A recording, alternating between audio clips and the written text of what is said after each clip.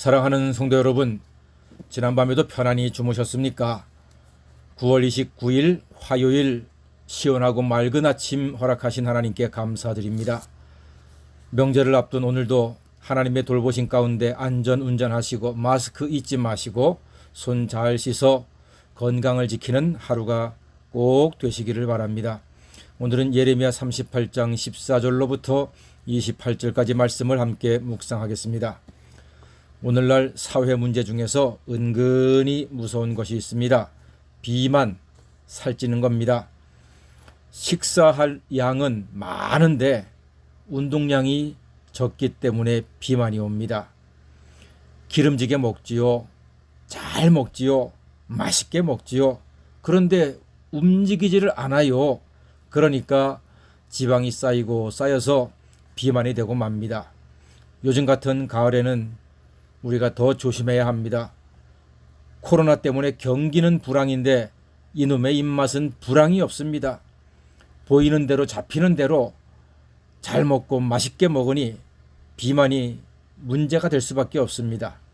비만은요, 건강, 생명과 밀접한 관계가 있습니다. 비만이 생기잖아요. 그러면은 혈액을 더 멀리 보내야 되니까 혈압이 상승합니다. 혈압이 상승하면은 심장에 부담이 오고 신장에도 부담이 옵니다. 이렇게 심장과 신장에 부담이 오게 되니까 운동을 안 하게 되잖아요. 그러니까 당뇨가 확 올라가지요. 그러면 혈압약 먹어야죠. 당뇨약 먹어야죠. 그때부터 간과 신장과 심장에 문제가 발생하는 것입니다.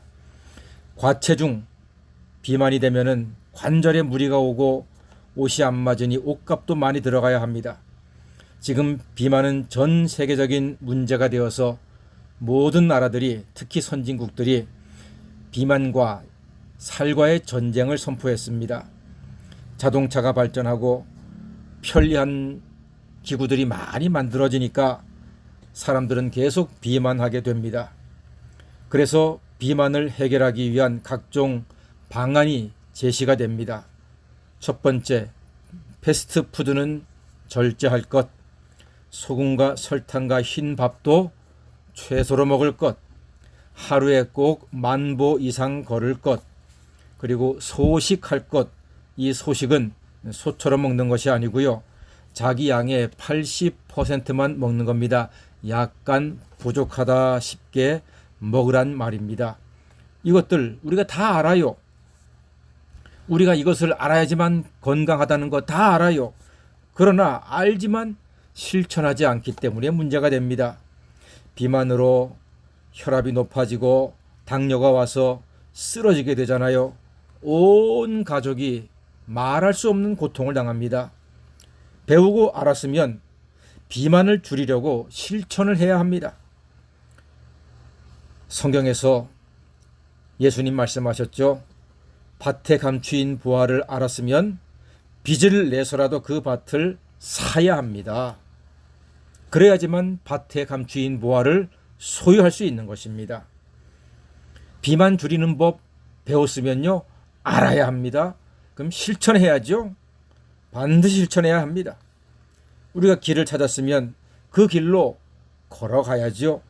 좋은 방법을 배웠으면 그 방법을 사용하는 사람이 지혜로운 사람인 것입니다. 오늘 예레미야의 시드기야 왕이 예레미야의 권고를 듣습니다. 하나님께서 예레미야를 통해서 시드기야 왕에게 말씀을 전하셨습니다.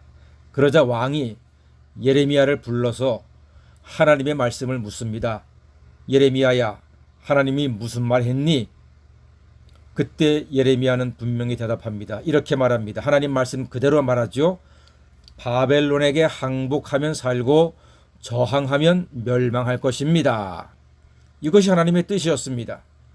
예레미야는 하나님의 뜻대로 말했습니다. 그런데 왕은 하나님의 뜻을 알고도 바벨론에게 항복하지 않습니다. 왜냐하면 19절 때문이에요. 이렇게 기록되어 있습니다. 시드기야 왕이 예레미야에게 이르되 나는 갈대아인에게 항복한 유다인들을 두려워하노라. 염려하건대 갈대아인이 나를 그들의 손에 넘기면 그들이 나를 조롱할까 하노라 하는지라 그랬습니다. 무슨 말입니까? 창피하다는 거예요. 바벨론 사람들이 자기를 조롱할까봐, 사람들이 자기를 조롱할까봐, 바벨론에게 항복했다고 조롱할까봐 하나님의 뜻을 거역하겠다는 것입니다. 그래서 예레미야는 다시 강조합니다. 20절 말씀에 분명히 말합니다. 예레미야가 이르되 그 무리가 왕을 그들에게 넘기지 아니하리이다 원하옵나니 내가 왕에게 아랜 바 여호와의 목소리에 순종하소서. 그리하면 왕이 복을 받아 생명을 보존하실 것입니다. 이렇게 말합니다. 예레미야는 하나님의 뜻을 가감없이 분명히 전했습니다. 이제 시드기야 왕은 그 말을 들었죠. 패스트푸드 먹지 말아라. 소금 설탕 적게 먹어라. 과식하지 말아라. 하루 만보만 걸어라. 그러면 건강하게 된다는 것을 알았습니다. 그럼 그대로 하면 되죠. 그래야지만 건강을 지키고 생명을 지키는 것입니다. 건강과 생명보다 중요한 것이 없습니다. 건강 잃어버리면 다 잃어버리는 것입니다. 그런데 시드기야 왕이 하나님 말씀을 알고서도 뭐라 하는지 아세요? 24절에 이렇게 말씀합니다. 시드기야가 예레미야에게 이르되 너는 이 말을 어느 사람에게도 알리지 말라. 그리하면 네가 죽지 아니하리라. 이렇게 말했습니다. 이 말은 무슨 말입니까? 너 이 말하면 나한테 죽는다.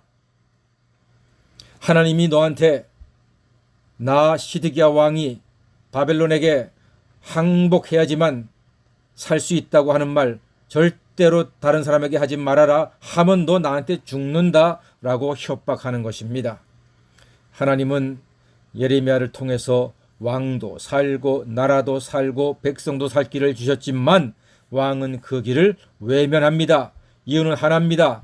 자기 자존심 때문입니다.